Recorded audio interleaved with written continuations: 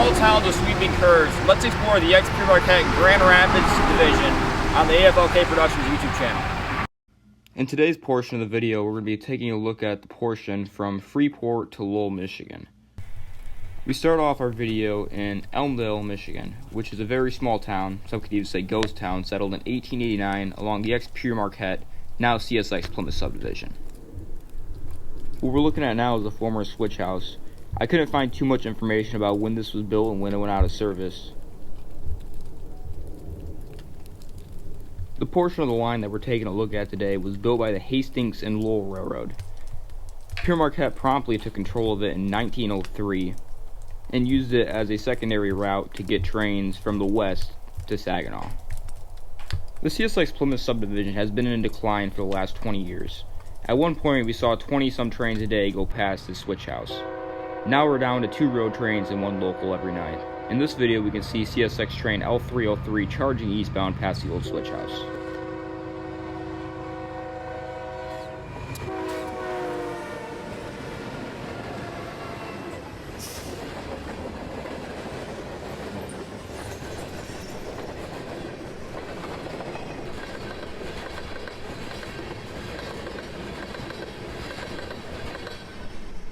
The Pere Marquette tried to abandon the line in between Elmdale and Freeport in 1917, but was forced to reinstate passenger service.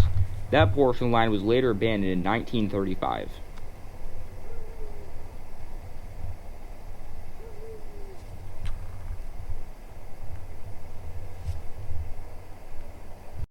Looking from a bird's eye view of this location, you can see how the CSX Plymouth subdivision, the Pere Marquette Elmdale subdivision, and the connection track were laid out. In this clip, we're looking down the old connection track, which still has ties in place. A searchlight still stands here, guarding the now non-existent switch ahead.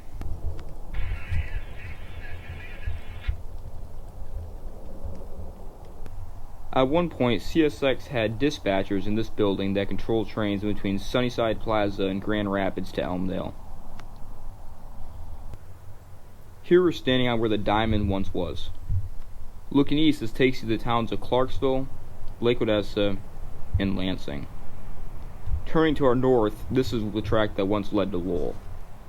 We're approximately a milepost of 110 on the Pere Marquette Elmdale subdivision. Turning to our west, this would have took you to Alto, Grand Rapids, and even later on Chicago. Turning south, this would have took you to Campbell Corners and Freeport. In Freeport, the line actually dead-ended and never ended up making it to Hastings. Here we're standing where the connection track was once at to turn trains north and west.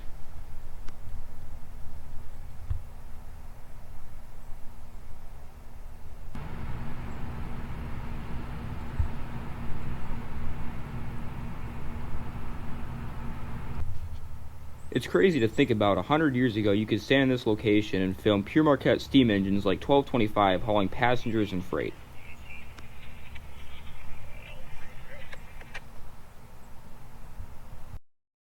Our next stop is where the Pere Marquette Elmdale subdivision once crossed over Portland Road. Looking south, you can still see a pile of ties.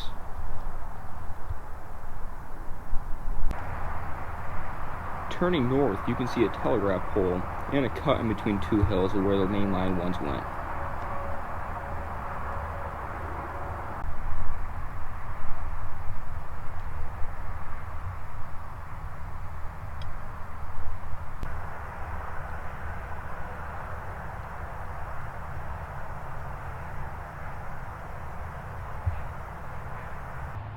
What now just looks like woods is actually where the main line once was.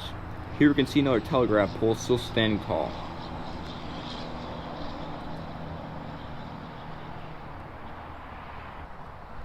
Insulators that once allowed telegraph messages to be sent still seen on the ground.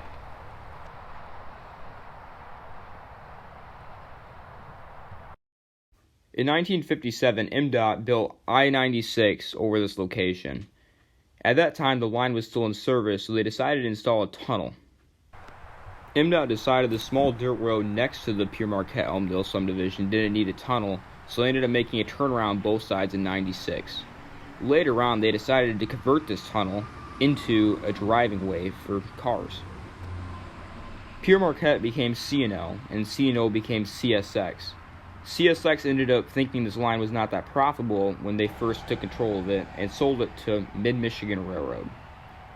The Mid-Michigan Railroad ran it for a few years and then sold it to Railtex, which was a company that later became Rail America.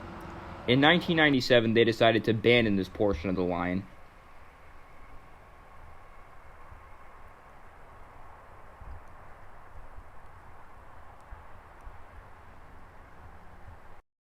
Moving farther north, we get to a place that was once called Malta. At one point, a diamond once stood here between the Pere Marquette Elmdale Subdivision and an ex-Grand Trunk Western line that ran from Durand to Grand Rapids, Michigan. The last train to go past this location was actually a GRE train in 2008.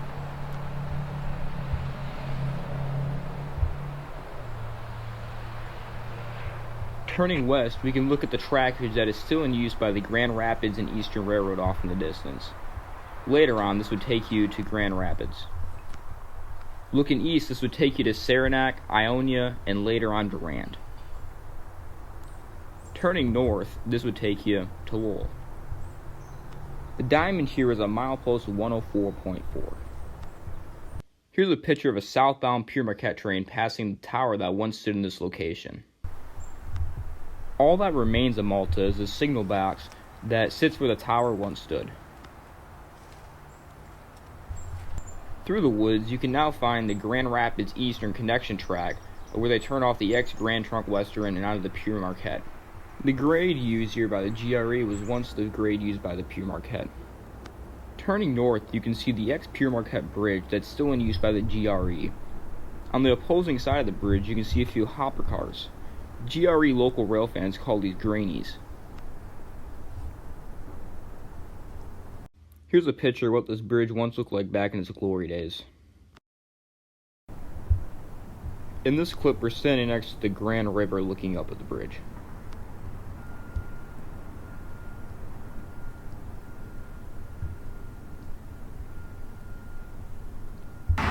If you like today's content, drop a like. Maybe in the future we'll be able to explore more debunked railroads like this Pere Marquette line that we took a look at today. Thank you for watching. As always, I'm Logan, and I'll see you trackside.